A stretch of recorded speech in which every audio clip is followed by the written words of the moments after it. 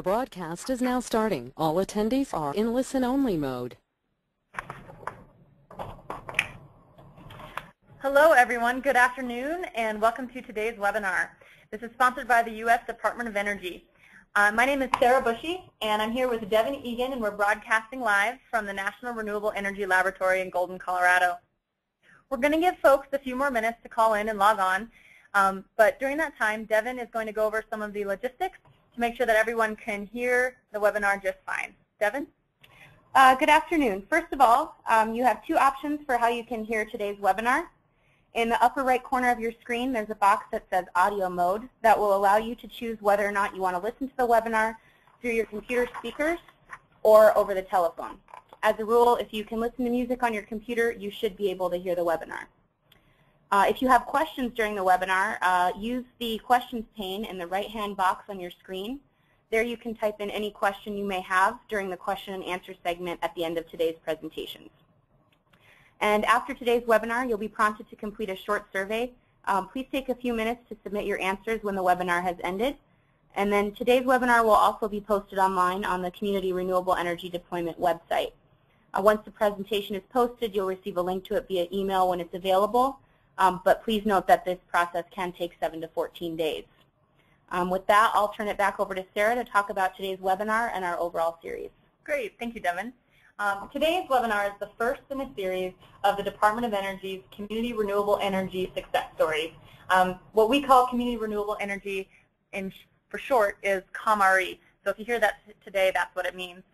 Each of our webinars will feature communities that successfully implemented renewable energy technologies. The Community Renewable Energy Deployment, or ComRE project, is more than $20 million effort funded through the American Recovery and Reinvestment Act of 2009 with the goal of promoting investment in clean energy solutions at the community level and providing real-life examples for other local governments, campuses, and utilities to replicate. 5 community-based renewable energy projects received funding from the Department of Energy through ComRE in Vermont, Wisconsin, Colorado, and California. This webinar series is a part of the broader support to communities provided under this project. Because there are so many communities leading the way in renewable energy, this webinar series will cover projects beyond those that received grants under ComRE. This is an opportunity to learn from their successes so others on the line can help implement projects similarly. Today's presentation will feature information on the challenges and benefits of developing successful community landfill gas-to-energy projects. Our speakers will present on the Prairie View Recycling and Disposal Facility in Will County, Illinois, and the Perdido Landfill Gas-to-Electricity Project in Escambia County, Florida. Today's speakers are Dean Olson, who is the project manager for Will County, and I'm sorry, I've got this all messed up, and Paul Power, the Vice President of Renewable Energy at Waste Management, and Brent Schneider, Engineering and Environmental Quality Manager at Escambia County in the Florida Department of Solid Waste. Without further ado, hopefully everyone's been able to log on just fine. If you have a question, go ahead and put it in and we'll answer it as quickly as we can. And we're going to go ahead and get started with Dean Olson and Paul Pabor right now. Dean? Yes. Yes, I appreciate the opportunity to talk about our project. We're very proud of the fact that we've had this partnership with Waste Management for many years. Our landfill has been operating about 8.5 years now. And you'll see a picture of it on the screen there. That's a newly formed cell with liner and transfer trucks in the background, which is about 80–90% of our incoming waste is from transfer volume. And next slide, please.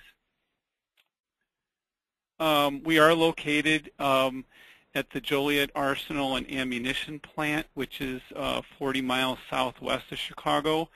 Our footprint is 223 acres on a 455-acre parcel. We were able to get this parcel from the federal government back in 2002 as part of a recommissioning of the plant itself. It wasn't needed any longer, so basically got divvied up into 4 different uses, one of those being a landfill. And we are the owner of the property. Waste Management's the operator. We've had a contract since 1997 However, we didn't get that parcel until 2002, as I mentioned before. And we do have a cap, a 23-year life on our landfill, and that's part of that deed from the federal government. Next slide, please. As I mentioned just a minute ago, we do have a contract in place with Waste Management since 1997. Now, when that contract was executed, there was a bidding process and such before, but within the contract there was a gas-to-energy plant clause, and it was pretty brief, but it was always envisioned that the county could make various decisions with that gas. We own the gas in the landfill, so do we want to build a plant ourselves? Did we want to bid it out, or do we want to just work with Waste Management? We could do any of three of those concepts. So we did choose to retain the gas rights, which is very valuable in one of these projects. That is your basically your product that you're selling is the gas. And Waste Management is part of our agreement. It's a host community agreement. Had to install the gas collection system. They actually started getting gas as early as 2 years into the life of the landfill. And so we kind of knew we had some gas, you know, fairly quick, and maybe we could get to that point maybe slightly earlier, but still not seeing the amount of gas that we're seeing now. We own the actual property, but we let Waste Management own the plant, and that's because they need to be able to get the tax credits.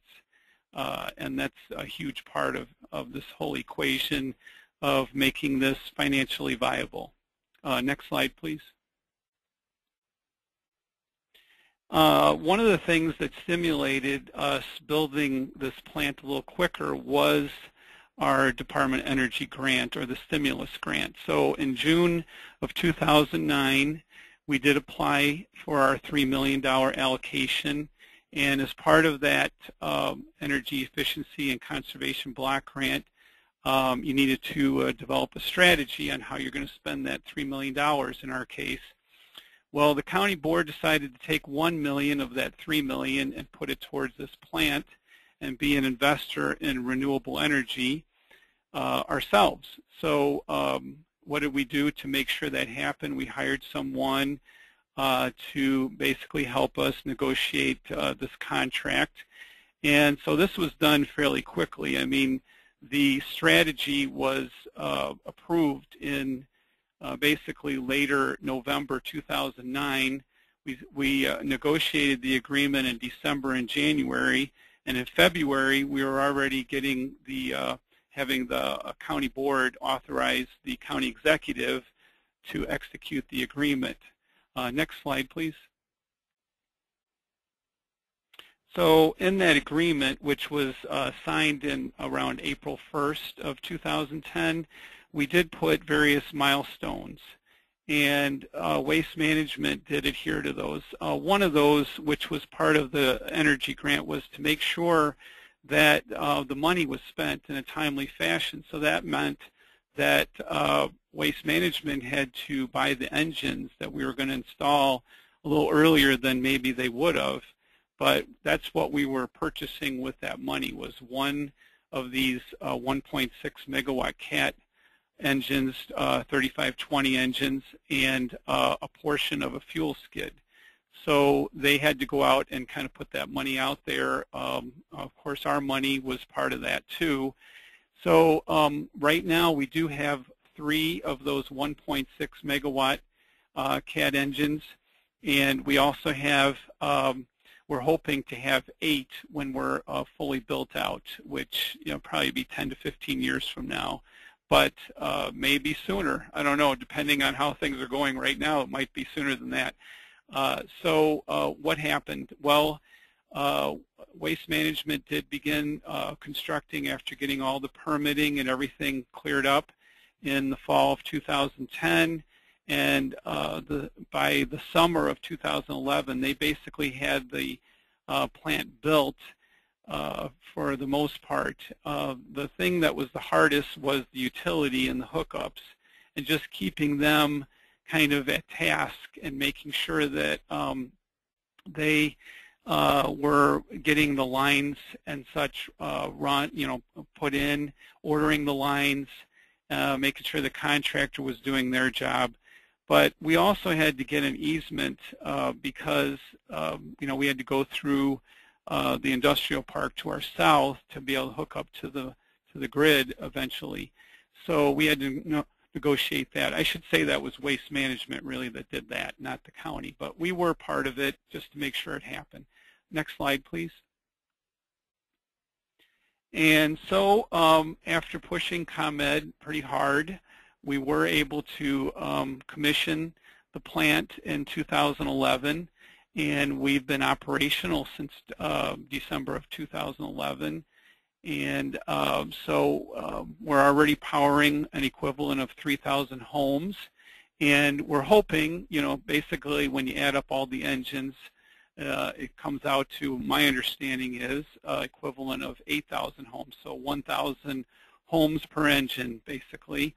Of course, we're capturing those greenhouse gases, which are a problem, and we are collecting this revenue source now for over 20 years. So you figure we were able to, as an investor, to put the $1 million in, which did help Waste Management build this a little faster, maybe, than they would have. And we're going to collect a revenue source for over 20 years from this investment of $1 million. So right now we're on target to collect almost $450,000 this first year. So not bad for the first year in the life of the facility. Next slide, please. So in essence, the county is paid for the gas, and Waste Management then generates the electricity and sells it to ComEd or to the grid, in essence. And the excess is flared. We do have actually 2 flares that we can use. The new engines, as we need them, are permitted, and that is going to be something we'll talk about in a minute.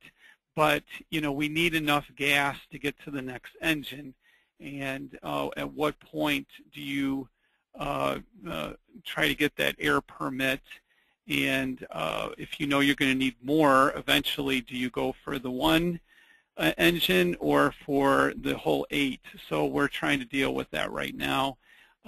So we get these gas payments. They're basically almost guaranteed payments because we know we have the gas, we know it has to go somewhere, and so we chose to go that route instead of being just, say, a total stock market type investor and do that route. So we chose to get gas payments on a monthly basis, and then later on we're hoping that we will be able to share in some of the revenue once energy prices and renewable energy credits, capacity credits, all that type of credits and various financial gain from this add up to a certain price, then we'll share 50-50 in that revenue with Waste Management.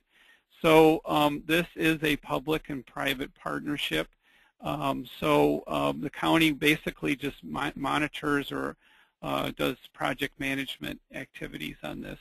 Waste Management has done all the work. We did give the $1 million from the grant, so I did have some little paperwork with that. But other than that, it's all Waste Management, and it's on them. There's a lot of guarantees that we have built into this agreement that really kind of help the county not have much liability. Next slide, please.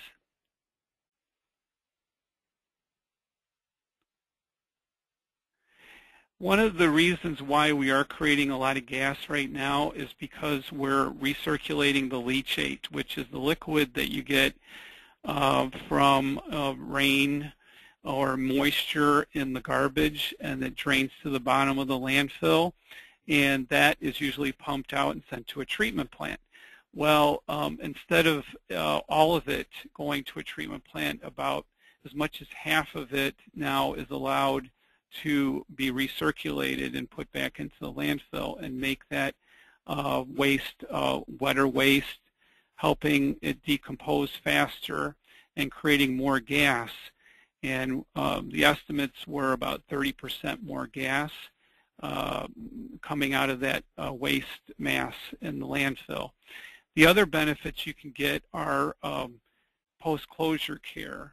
That is, the waste is decomposed, the gas has already been basically used up, it's already gone out of the landfill, so the impacts are negligible, and so there may be some benefits down the road. Of course, there isn't a lot of 30-year post-closure care landfills out there yet. We're still in that phase where we haven't achieved that, so it's hard to say, but it certainly appears there would be some savings there. Also, because of that decomposition of the waste, we are going to probably obtain some more revenue if we're able to fill that landfill up to its capacity. So that extra 1 million, 2 million cubic yards or tons that we're going to be able to obtain from that did help as well. So what did the plant cost, getting back to the actual gas-to-energy plant? Over $9 million. Originally it was estimated at about $7.2 million, but most of those overruns, my understanding, had to do with the utility and having to pay for them to kind of get the job done within the time frames that we wanted Waste Management to have this thing ready to go. Next slide, please. So what did we learn from this? Well, we are very glad that we selected an experienced contractor such as Waste Management. We're glad that we have the same firm managing the gas system and the plant, because that is so crucial to making sure that everything is operating in sync. So we want to make sure that communication is good. There is, a little bit of hazard with this stuff. We want to make sure that it's handled properly. Also, we want to make sure this is a long-term agreement that both sides are pleased with. So we have some, we looked at their side as well. We want to make sure that, as we put these engines in, it's got some flexibility. Right now, this agreement goes through the 4th engine. We're on obviously we have 3 engines. We're looking at putting that 4th one in before too long. And then engines 5 through 8, we will be sitting down and talking, making sure that we have an agreement that everyone's happy with. And so I think then both sides will continue to benefit from. Next slide, please. So why do we become partners with Waste Management? Well, I think the track record was very good with the county and Waste Management. Very, very few complaints in the 8.5 years we've had that landfill in operation. So that helps a lot. Also, the Department of Energy agreement did make a difference. That's why we did this contract a little sooner than we would have. So that helped a lot too. So if you can find a revenue source, a way to get that stimulated or get your contractor to do a little faster, that's important. And the county board, they saw the benefits here. I mean, here we can be in the energy market, create some energy, set an example, and also make some money that we can use, and we are trying to make sure that that's used for energy purposes down the road too, for the county's efforts. And, we were able to work very well together. I mean, Waste Management was constantly in communication with us, letting us know what the problems were, what we needed to deal with, if they needed any assistance as far as making sure that, I call the EPA or I call the folks at ComEd or anybody that needed some, a little nudge. That was critical. So the deadlines also helped. Make sure you have some deadlines in your agreements. Of course, there are some things you can't control, such as the utility, but still, you know, you need to have something there to keep your contractor motivated and keep that project moving. Next slide, please. So Waste Management, because they had the financial means to do it, they paid the utility a premium to make sure that they were more responsive and just dealt with this project very seriously and made sure that they built this plant and had it hooked up to the grid within the deadlines. And I'll just give you the deadline. We did get pretty close. It was December 31st of 2011. It got commissioned December 9th. So we were about 3 weeks out. But it was all that pushing and just prodding from Waste Management's part, too, that made the difference. Now, you also have to make sure that you build in time for your air and your land permits.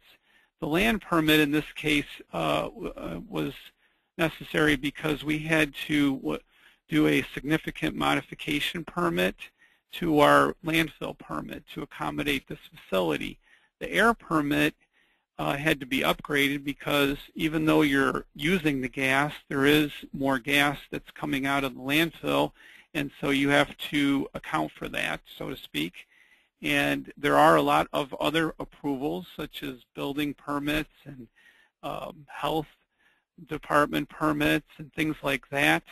And I'll let Paul maybe speak briefly about that. Do you want to say a few words, Paul, on what you need to get these things built ultimately? Sure. Sarah, how many minutes do we have?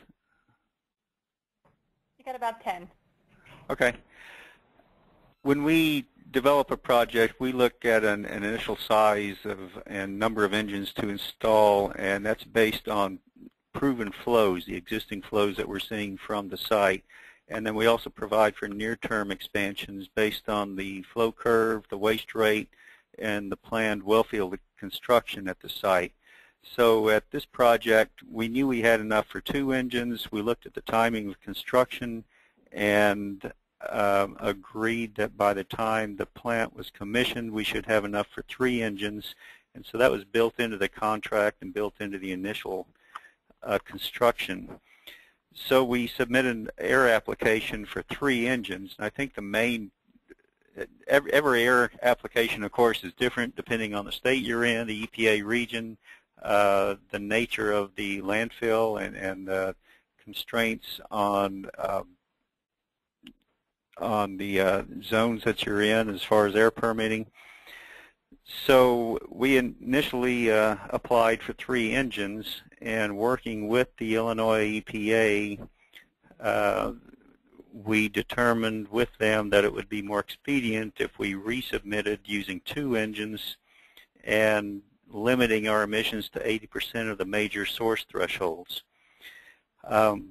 We then resubmitted for another 3rd engine, which required public notice and went through without any constraints. And so I think the main takeaway here again is working with your state agency on the permitting, developing a strategy, tying that to the size of the plant. In some cases, you may have a developer on your landfill who actually has a separate air permit from the landfill. In Waste Management's case, all of these have to be embedded in the landfill air permit because we're under common control with the plant and the landfill. So the strategy for the air permit for the plant has to take into consideration your future emissions and your future plans at the entire landfill. A few comments on the interconnect. It's real important to start these things early, and we felt like we did. We had a scoping meeting as soon as it was apparent that we were going to be able to come to terms with the county on the landfill gas sale agreement. It took about 10 months to get a final study from ComEd, and that final study, the estimate came in at $1.5 to $2.2 million. And as Dean said, we went through an easement negotiation after that. That final study report was submitted or received in December of 2010. We had already started the groundbreaking at the plant, so there's got to be some urgency on wrapping that up. The plant was ready in the summer of 2011, late summer. Utility connection was done several months after that, so we did slide in under the contractual milestone requirement.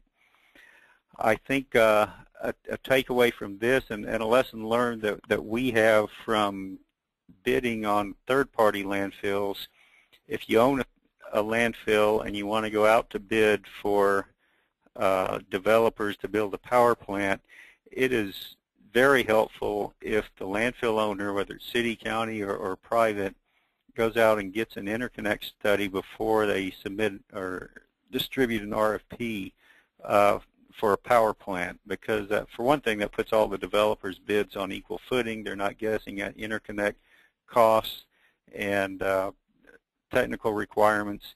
And secondly, it really pushes the development forward. So if you end up having a multi-month study from the utility, that's already in hand before you get going.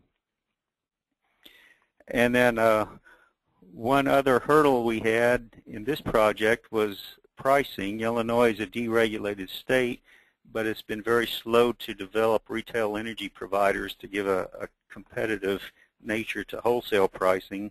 So we are on the real-time pricing from ComEd. When we started looking at the project in 2009, prices were around $50. After the contract was signed in 2010, these prices had dropped to the high 30s per megawatt hour. And then at startup, the prices had dropped to the low 30s per megawatt hour, and so far in 2012, they've been at $27 per megawatt hour. And in a deregulated market, the retail energy providers, and including ComEd, are sometimes reluctant to sign long-term deals because they don't know what their demand is going to be over the long term. So we're still looking at options there on pricing. Renewable energy credits are significantly down in Illinois, and we wouldn't want to sign a long-term deal right now anyway at what we look at the bottom of the market. So we are looking at options.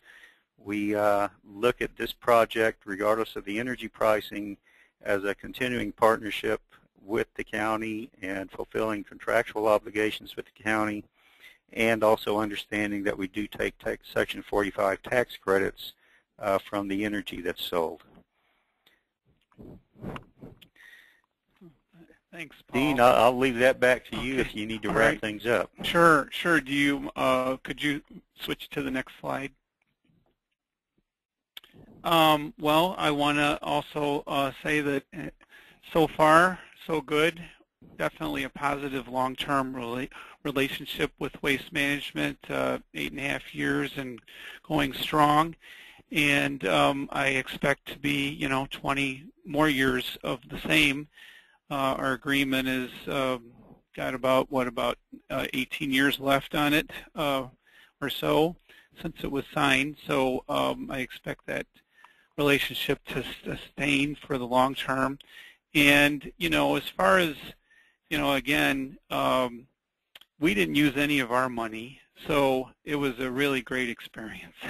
I can't say enough. I mean, we're getting some energy created here from something that is viewed as something that is a greenhouse gas, and we're also making some money out of it. So I think it's a win-win-win all the way around. Could you go to the next slide, please? And we have definitely received some recognition from this project. Granted, it is another gas energy project, but I think the way we did this, I think it is going to benefit both sides for the long term. County has something they can be proud of now, and we're looking at possibly other renewable energy projects either on that landfill or other landfills around the county. So, with this revenue that we're getting. So it is the beginning of renewable energy projects in Will County. So we're using it for environmental education, and we're just hoping that we can kind of keep this ball rolling in the far distant future. So with our energy plan that was just passed could you go to the next slide, please? Last month, and we do have a lot of projects on tap that we plan to execute within the next year and a half. So using these funds from this facility as one source. So that's all I have as far as my presentation goes.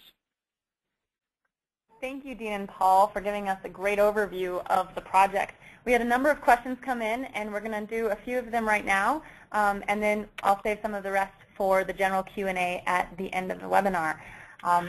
So Aiden has asked, has the cost effectiveness of capturing, transporting, and selling excess gas to other plants been investigated?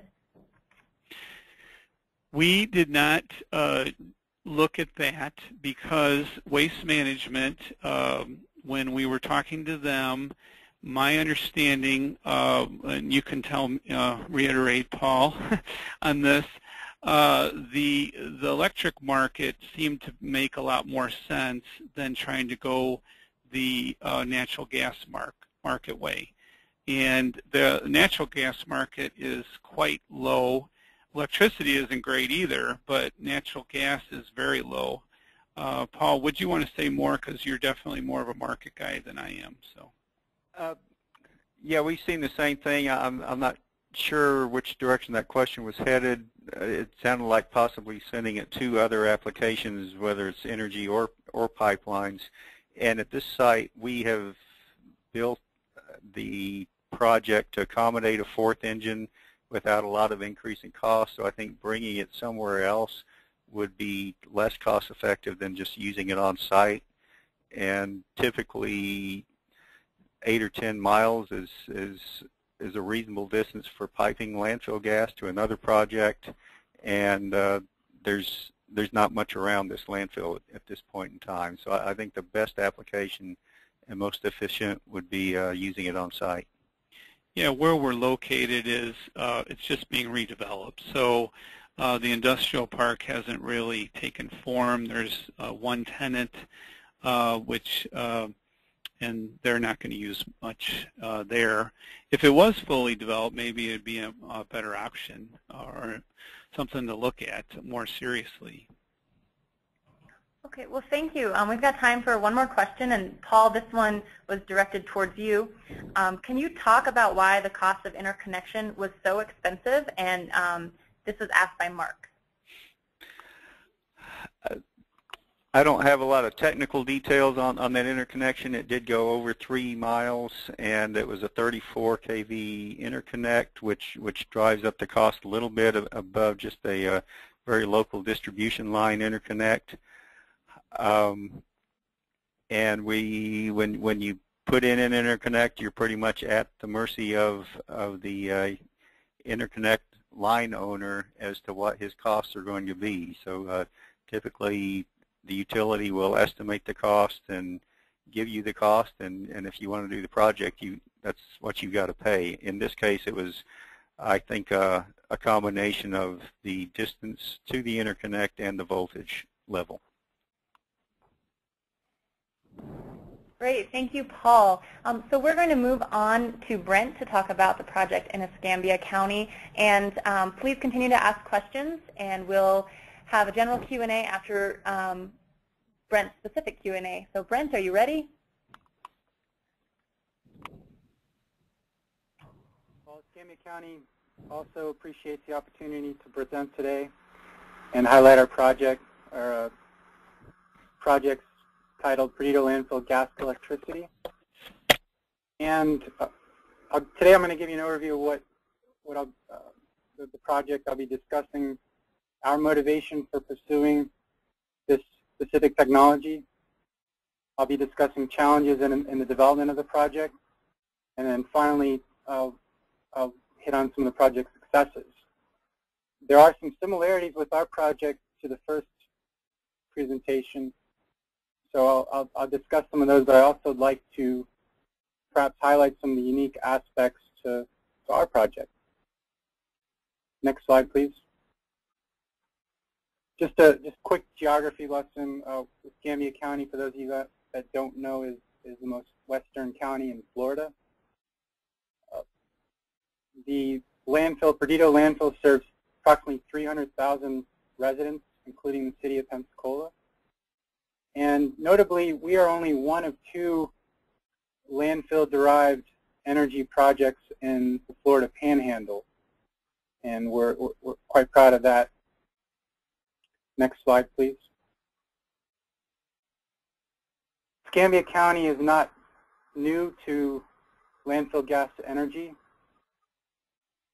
I'd like to give you a project background. This predates the landfill gas electricity project that we currently have ongoing now, but it tells a lot about the history and how we came to our current project. But this is a direct use project where we pipe landfill gas directly to an end user, and the aerial here shows the facility on the lower left, which is the Perdido landfill, and then to the right is International Paper, worldwide paper production company, and they were located 7 miles from our facility. So at the time, the economics and it turned out to be a beneficial project.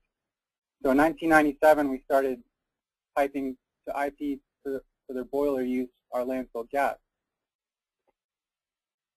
Next slide, please. So the landfill gas from the Perdido landfill fueled 1 of 5 boilers at IP.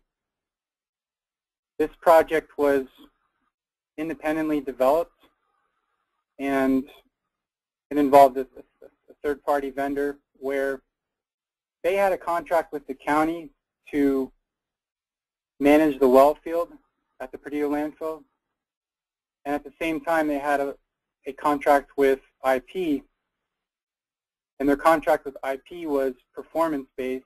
They were paid on the amount of gas that was delivered to the plant, whereas their contract with us was just a gas rights compensation. They compensated the county about $75,000 a year for the gas rights. Next slide, please.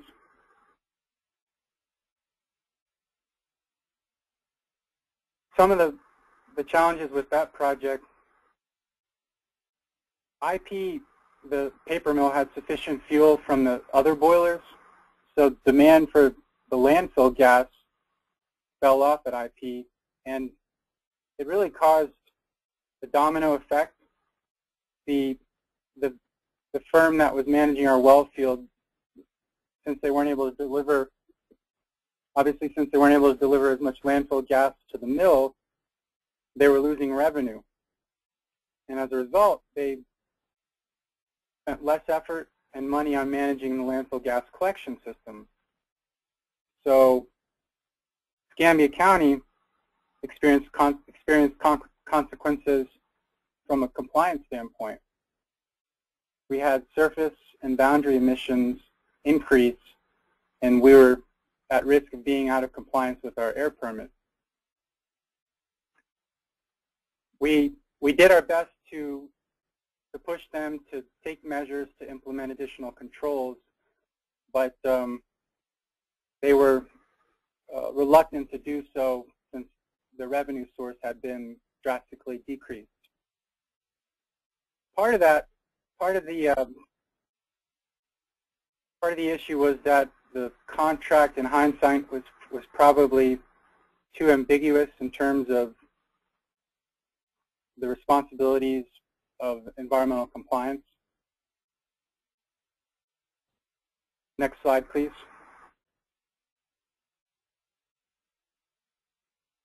The county at the time decided to terminate the contract with third-party vendor, and there was a clause in there that allowed that to happen.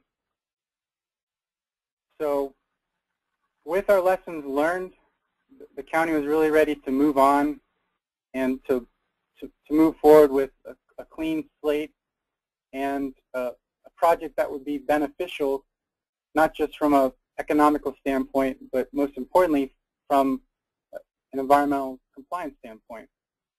So we went out and we solicited proposals for a new landfill gas energy project in 2009.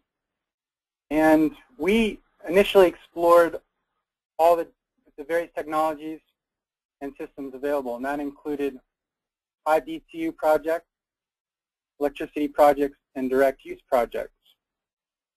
And after reviewing all the options, we spent quite a bit of time evaluating the pluses and minuses of all the technologies, the expenses, the environmental considerations. And so we determined that landfill gas to electricity technology was going to be the best option for the county. The proposal we received for landfill gas electricity, it offered a steady revenue. It was a proven technology, and we were pleased with the proposed revenue, as I mentioned. Next slide, please. Where this project is a bit unique from the first project is that this was a partnership with Escambia County and the utility, and that utility is Gulf Power. They're owned by Southern Company. They're a large utility in the southeast. And I'll get into the finances, but just to mention a contract stipulation was that we produced 1,200 SCFM, which is a unit of measurement for flow rate for the landfill gas. And we were, you know, that seemed to fit in with what we were producing in our gas curves at the time. The initial proposal called for 3.2 megawatts of electrical generation with build out of 6.4, so we had the ability to double our production as landfill gas became available. The fourth bullet, DOE EECBG grants, grant funds enabled county to make extensive well field upgrades.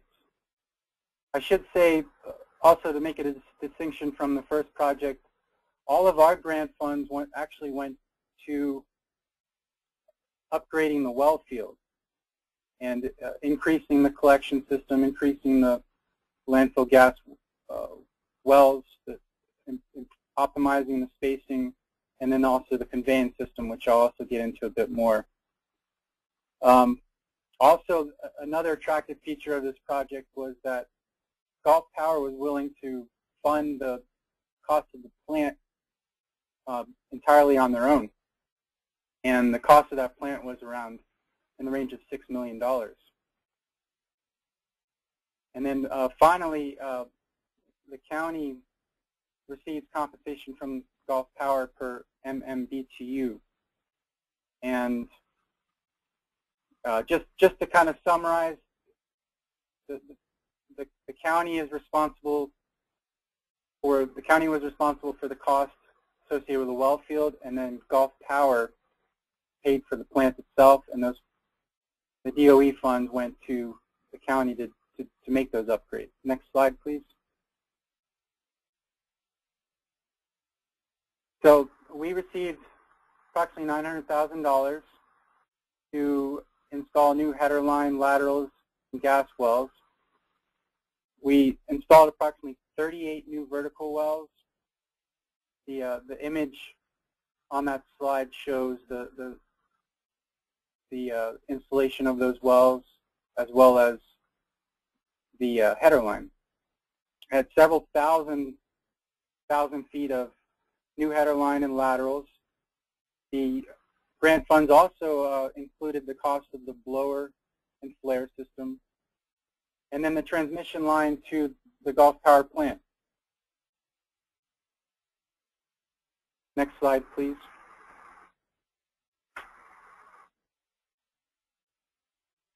The 1,200 SCFM is important again because it was a contract stipulation. We had to provide Gulf Power with that minimum flow rate, and the DOE grant money by improving our collection and conveyance system really helped us to achieve that minimum flow rate.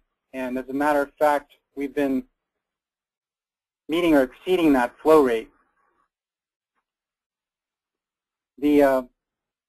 Our methane is extremely rich. It's 54 to 56%, which is outstanding. Typically, other facilities would be in the range of 50%. We have two 3520 Caterpillar engines, and as I mentioned previously, we have the capacity to build out to 4 engines. The plant has been operating at 98% efficiency. In other words, that's the percentage of time that the plants are actually up and running and producing electricity. So that is very pleased with that stat.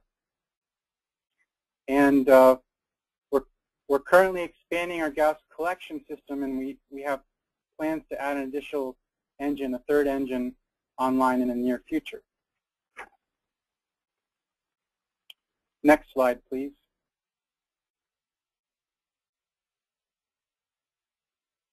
Again, this is a unique partnership, county utility partnership, where typically you would have a third-party developer come in and they would develop the plant, they would own the plant and sell to a utility. But in this situation, we work directly with the utility, and so far it's been a very beneficial arrangement. Similar to the Will County project, we have a firm that manages the gas collection system as well as the plant. So this firm, Gulf Power hired to operate their plant, and at the same time, Escambia County hired this firm to manage the well field. And they're paid by Gulf Power based on, it's an incentive contract, so the more gas they can provide to the plant, the more revenue they see. So they obviously have an incentive to increase production in the gas collection system. An important lesson we learned from our first project and our first contract was to really emphasize environmental compliance. And we took our lessons learned from that project, and we included stronger contract language that requires the operator to adhere to our Title V permitting. And so far we've done a much better job of staying in compliance, and we've improved the emissions situation that we had with the first project. Next slide, please. Project successes, first and foremost, would be the achieving environmental compliance, improving our control system, reducing our methane emissions. We have a source of renewable energy for years to come. Our gas production curves have us projected well into the future and positioned to add those additional units as the additional gas becomes available. What I didn't mention earlier was each one of those 3520 Caterpillar engines requires 600 or so SCFM, depending on the percent methane. So that is the magic number. Once the county produces another 600 SCFM for a certain period of time, then we'll be in a position to add that 3rd engine. The revenue that the county has received from sale of landfill gas has been better than expected. We're paid on an MMBTU rate versus a megawatt-hour rate like the first project, and our rate is $2.47 per MMBTU with an escalation of 3% per year, and that is quite exceptional. We haven't seen any other compensation rate like that anywhere around, so we feel very pleased with that. 2011 was the first full year that we had the engines up and running, and the county received $750,000 approximately in revenue for 2011. Aside from the environmental and the financial benefits of this project, it's been a really positive community partnership with Gulf Power, Escambia County, and then also the third-party firm that operates both facilities. We've received several LMOP awards and SWAN awards, and have done a lot of really positive publicity for this project in this area. Next slide, please. Just wanted to leave you with this picture of the landfill gas flare. It's not something we like to see being in the waste energy business, but it's as it means lost revenue, but it's a nice graphic nonetheless. And that concludes my presentation. I'll open it up for questions. Brent, thank you so much, and it actually leads in quite nicely to a question that Han Kyo Yu asked. Why did Escambia choose to develop renewable energy projects? What made this preferable to flaring?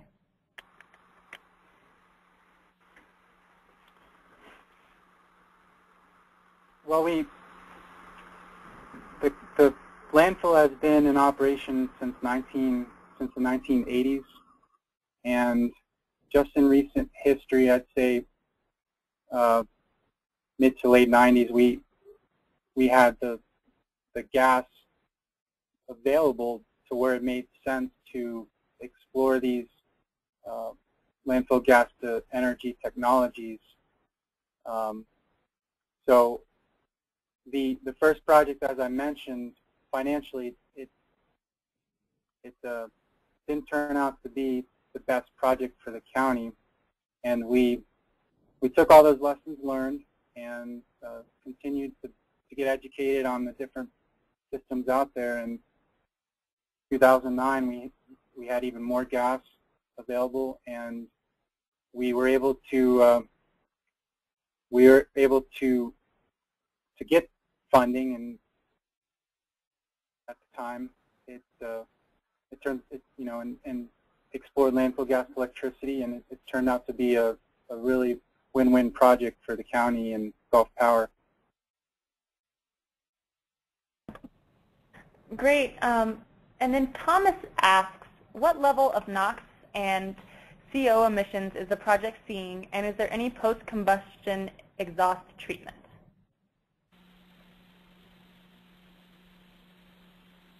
I don't know the technical details of the system, the Gulf Power system, and the details of the Caterpillar engines. I know those engines are quite robust, and they can handle high levels of NOx and SOx. But yeah, I'd have to ask Gulf Power about that. That was a difficult question. So we have another one from Subodh. Did the project receive any other financial incentives other than the one you mentioned from the Department of Energy? And if so, from who and under what program?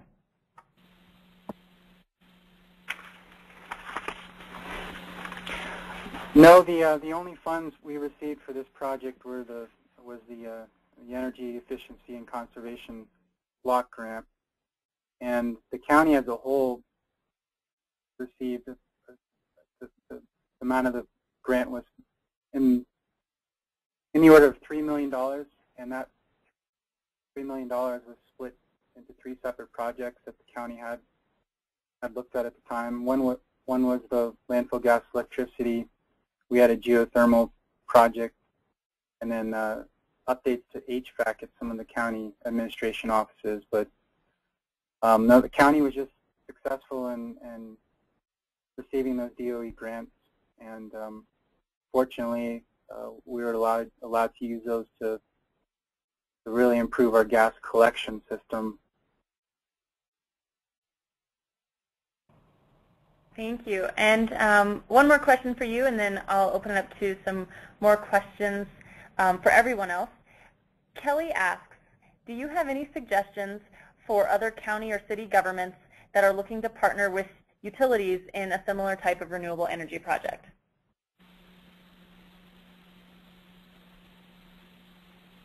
Well, it can probably start with casual conversation with utilities. There's a lot of it depends on where you are in the country. For example, Florida currently does not have a renewable portfolio standard, which means their utilities in Florida at the time are not mandated to have a certain percentage of renewable energy in their portfolio. Now in 2009, legislation was coming through that looked like would have required utilities to have that percentage, a certain percentage in their portfolio, but that's since has gone away. Not to say things won't change in the future, but so depending on where you are in the country, you might be in a state that needs that renewable energy as part of the portfolio. So those utilities are going to be probably more driven to explore these technologies. Landfill gas to energy is one of the cheapest forms of renewable energy, so it is very attractive to utilities. But I would say conversation with utilities and maybe a feeling for what their intent is, if they are required to look at renewable projects, or maybe they're a utility that is just looking for cheaper sources of energy. So I think it depends on where you're located, and then also the particular utilities that you're dealing with. Thank you, Brent. That's a really good suggestion to check out the renewable portfolio standards that apply to the utility you might be interested in partnering with. For those of you who might not be familiar with it, there's a website called Desire. It's the database of state incentives for renewables and efficiency, and you can access it at www.desireusa.org and quickly find the information about what renewable energy can be used for a state to meet their RPS goals. So Brent, thank you so much for the presentation on Escambia's project. I'm going to ask a few more questions and I'll go back and forth between all three presenters. Did you need something, Brent? No, thank you. Okay, great, thanks. So we have a number of questions still coming in. Paul, I have one for you from Casey. Are you familiar with a cost-effective scrubber for landfill gas to CNG at small sites? She's currently flaring landfill gas at the project that she's talking about, but would like to divert to transportation fuel for the city's CNG fleet.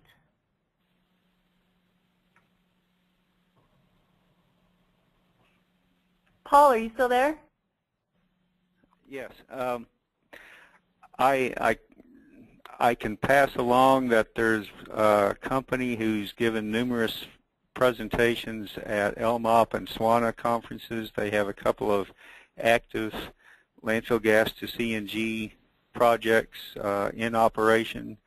The company name is Cornerstone, and I think you can probably get a contact off the LMOP, the Landfill Methane Outreach Program site, on the EPA website. There are a few other companies that we've been approached by on landfill gas to CNG. The Cornerstone unit is targeted at very small flows, but I think you can put multiple units together. Great. Thank you so much, Paul. Here's another question for the waste management project. Gwendolyn asks if there was public concern about the amount of profit that the private company might earn. Dean, I think this might be for you. Sure. Yes, there was a little bit of concern. Paul had to do a little comparison.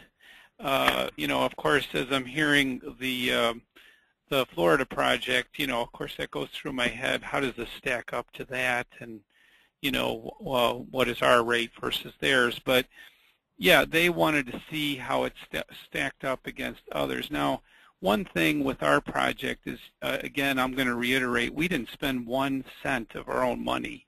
So we don't have any responsibility for the gas. We didn't have any responsibility for building the landfill. We don't have all the performance bonds liability is on Waste Management, including the carbon emissions too, which is part of this.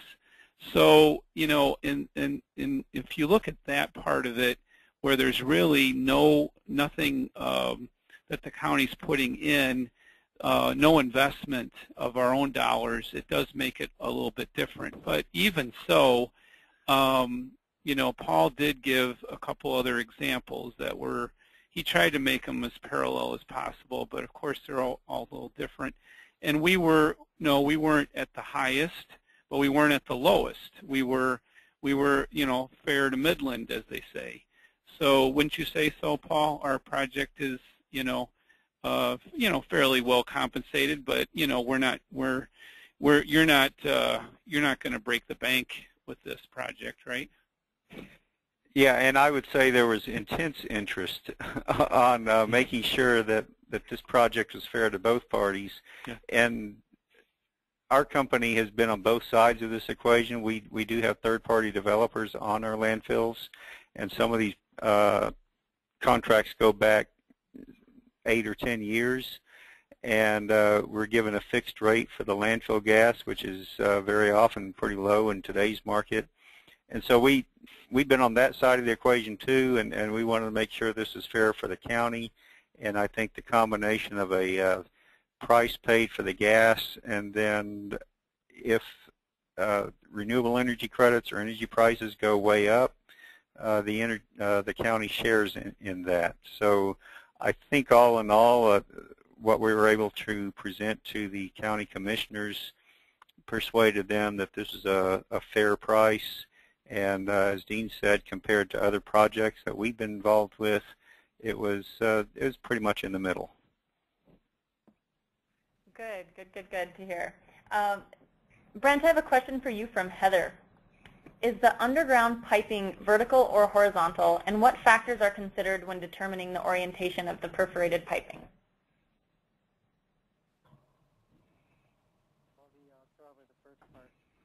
Hey, Brent, we can barely hear you, actually.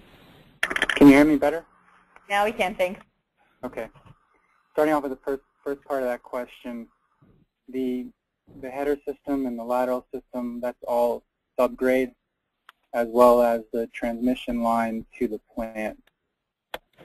And then secondly, the question about perforations, I'm assuming means the perforations in the vertical wells. Rule of thumb is you have solid pipe 20 feet below grade, and then below that is perforated pipe. And that way, you do that such that you don't draw in oxygen through those wells, and you have a barrier, oxygen barrier near the surface. I hope that answers that question. Hopefully it did. Thank you. And so this question is for anyone who wants to jump on and answer. Paul asks, can a renewable collection system be retrofit at any landfill site, retired sites, or must it be considered at the start of a new landfill? The gas collection system, this is Paul Paber. The gas collection system is typically installed during the active part of the landfill, and so by the time you close the landfill, it's already installed. You can go in at a landfill that does not have a collection system and put one in, but there is quite a bit of risk involved with that. First of all, you're not assured that if you spend a few $100,000 putting in a collection system, that you're going to get enough gas to support a renewable energy project. And secondly, once you do put the system in, you're pretty much committed to maintenance and compliance costs for the rest of the post-closure period related to that system. So there is some risk involved there. If it doesn't have one, you may be able to pick up some greenhouse gas credits as a voluntary destruction of methane. But it's a significant amount of money and a whole lot of uncertainties on what you're going to get. I would add to that. Hello? Go ahead, Brent. Yeah, I would say an important first step is knowing, how much waste you have in place, and then also if you don't have a collection system installed, what is your, if you're a new facility, what is your potential to produce gas, and then plan accordingly. If you're not installing a system for energy purposes and you're large enough, more than likely you'll be required to per Title V or per NSPS instead. So knowing what your potential is as a facility to produce gas. Thank you, Brent and Paul, for giving such a good answer to that question. Dean, this one is for you, I think. Can you please elaborate on the gas-to-energy tax credits which made your project financially viable for a commercial partner? Well, we actually cannot get the tax credits. Waste Management gets those credits. However, the way we structured this was we have what's called like a ground lease. We get a minimal payment for leasing the land underneath the plant to Waste Management, and then they own the facility, and then they can, have the ability to operate it. But Waste Management gets they have a right to all the credits. However, when they reach a certain level, then we will start sharing in those credits. And so every month when they give us a statement, they have to at least explain if there isn't any renewable energy credits or capacity credits, which are the ones that apply to this project right now. If there isn't any, why isn't there any? That they didn't sell any, they didn't get any. The tax credits are their own. So they don't play into this agreement. It's explicit in the agreement that we can't get involved with that because we're the government. So. Yeah, and this is Paul. The Section 45 tax credits are $11 per megawatt hour. So whatever we sell to ComEd in units of megawatt hours, we can claim on our tax return as a company $11 for each megawatt hour sold. It goes for a period of 10 years after the plant is started up, and the tax credit rule expires at the end of 2013 at the moment under current law. And so unless that deadline is extended, you got to get your project in place and operational before the end of 2013 in order to claim the credits. Thank you. I have one final question, and I'm going to ask this to both of you. So Brent, if you want to go first, and then I'll have Dean and Paul answer it.